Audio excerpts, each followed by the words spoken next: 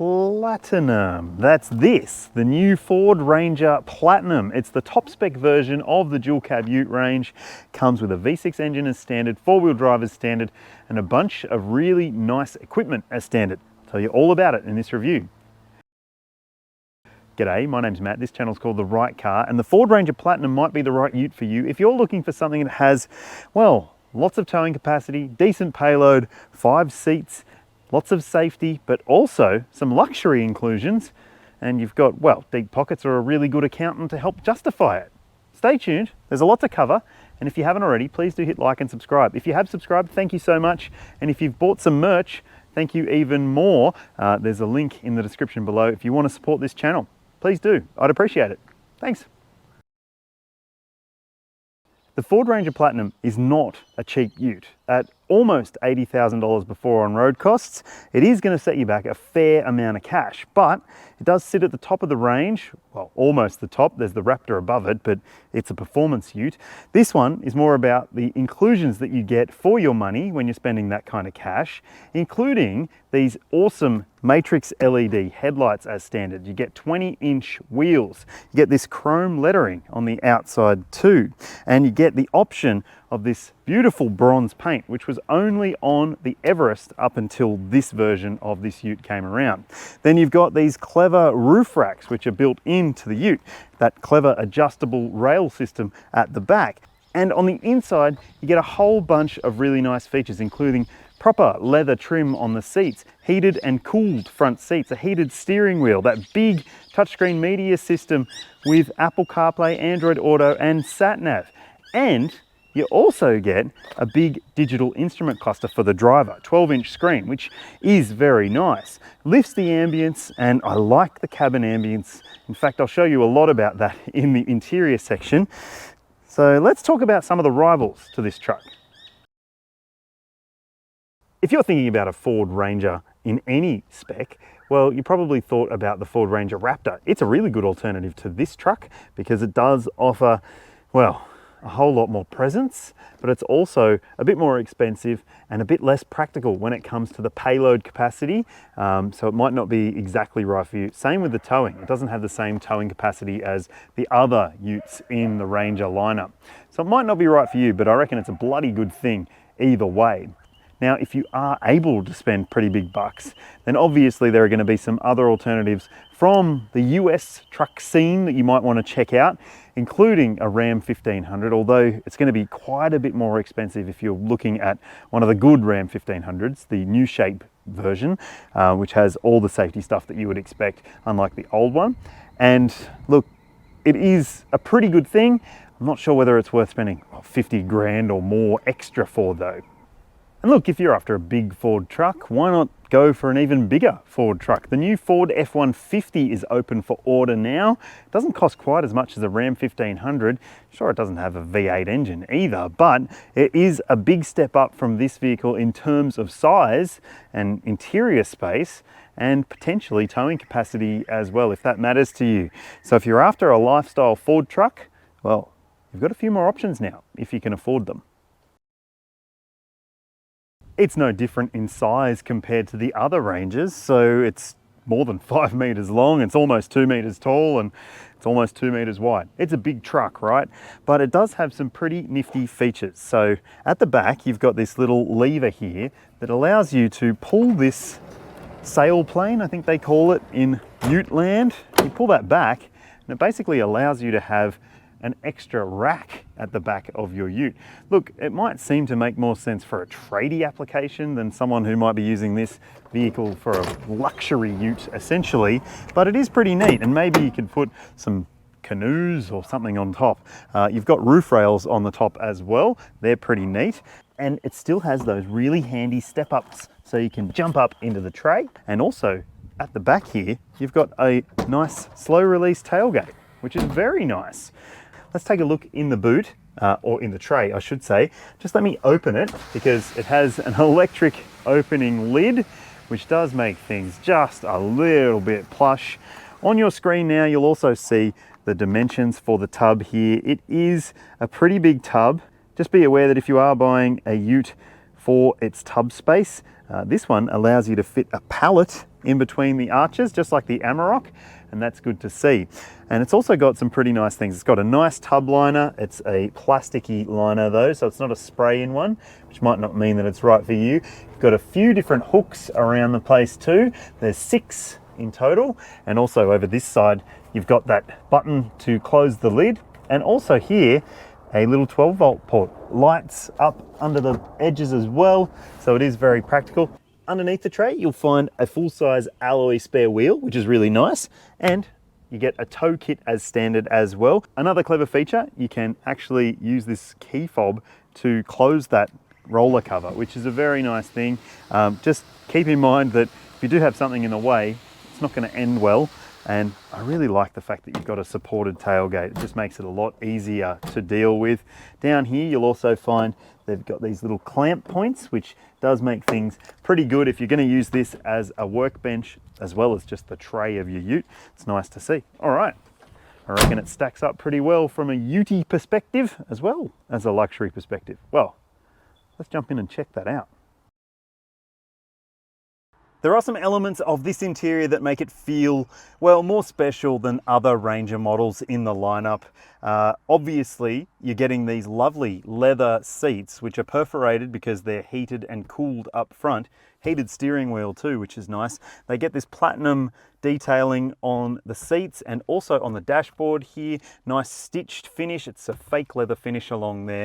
It does lift the ambience. There's also this nice fake wood open pore look trim underneath as well, which runs onto the doors too. It does make it feel a bit more special on the inside, and it does also help make it, well, justify its price, I reckon. I don't love the fact that it does still have this dark headliner, and also if you're the sort of person who's buying one of these vehicles for, well, lifestyle purposes, you might be annoyed that there's no sunroof available, which is a bit of a shame. Okay, so when it comes to tech, you've got this big portrait style media screen. This one's got an update to the software compared to the last Ranger that I drove, and it is pretty easy to get your head around. Also easy to get your head around is the fact that there are controls down here for your climate system. So you've got fan controls, you've got adjustability to the temperature, dual zone as well, and you've also got your seat and steering wheel controls for heating and cooling. These buttons have been improved compared to the software in the last one. They were a bit fiddly. Now it's better, which is good to see. And in front of the driver, you also get a pretty big info screen. It's also pretty configurable. You can jump through a few different menus on that screen too. Leather steering wheel, as you'd expect. Seats are pretty comfy. So yeah, it's pretty good when it comes to living up to the specialness factor. So what about storage? Well, as you'd expect, there are some really good storage items in here. A couple of big cup holders. There's a wireless phone charger in front of the shifter here, a little storage tray there as well, and a big cupboard center console bin with a 12-volt. You've got bottle holders in the doors, pop-out cup holders as well, which is nice to see, and you've got a dual glove box as well, which is a handy thing to have. So I reckon it lives up to the ute-ness and the plushness that you would expect for a ute at this price point. Let's check out the second row and see if it stacks up. Excuse the baby seat here. This is being used as a family rig this week, so my daughter's child seat is in here. You can see plenty of room there.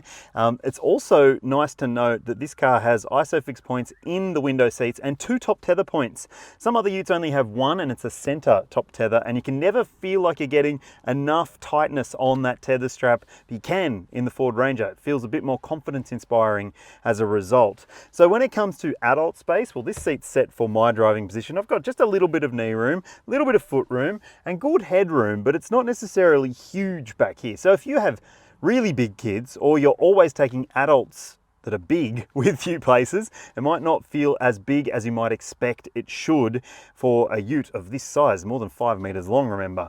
Okay, so accommodation is good though. You do get some nice amenities. You've got directional air vents down here, USB-C and USB-A charge ports. You've got a flip down armrest with cup holders, which is a real pain to open. You have to actually slide it across and then pull it down. And also you've got these map pockets on the seat backs, bottle holders in the doors. So yeah, it's pretty good, but it's not huge in the back if that's what you're expecting. I will just note though that the front seats get the wood look door trim and the softer finish on the tops of the doors, but in here it's just plastic.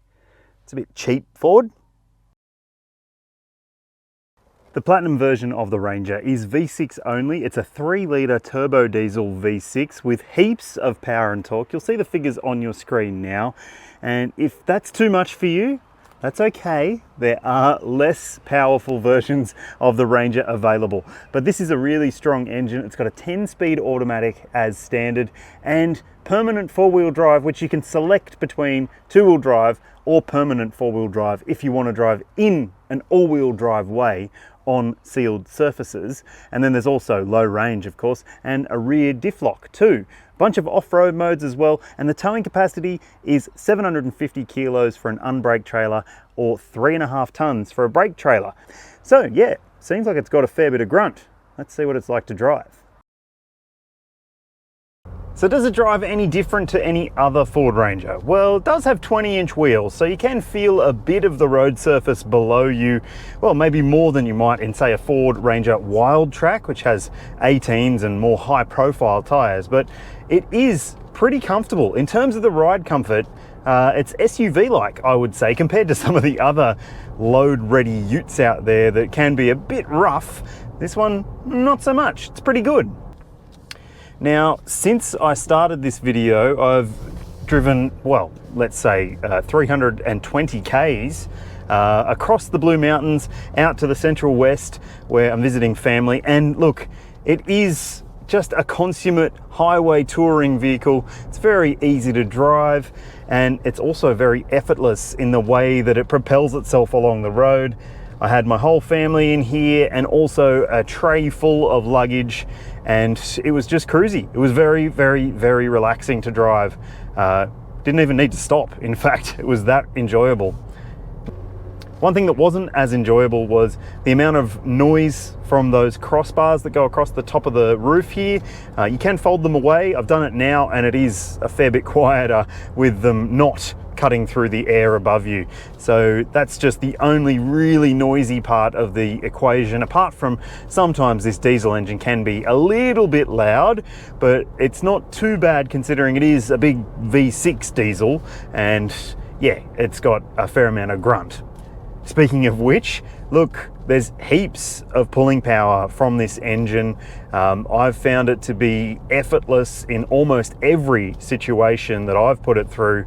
The only thing is that at lower speeds you might find at times that it can be a little bit busy with the gears, so it might, you know, jump between first, second, third a little bit if you're in traffic or something like that, or at low speeds, but hey, otherwise I think it's pretty good.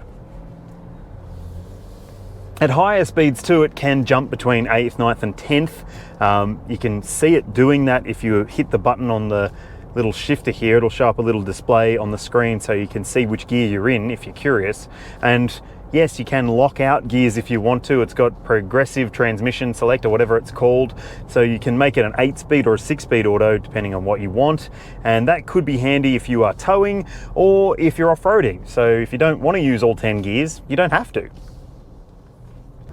I like the steering as well. It does have a nice naturalness to it. It's maybe not as enjoyable as an Amarok, but it is pretty light, which is nice.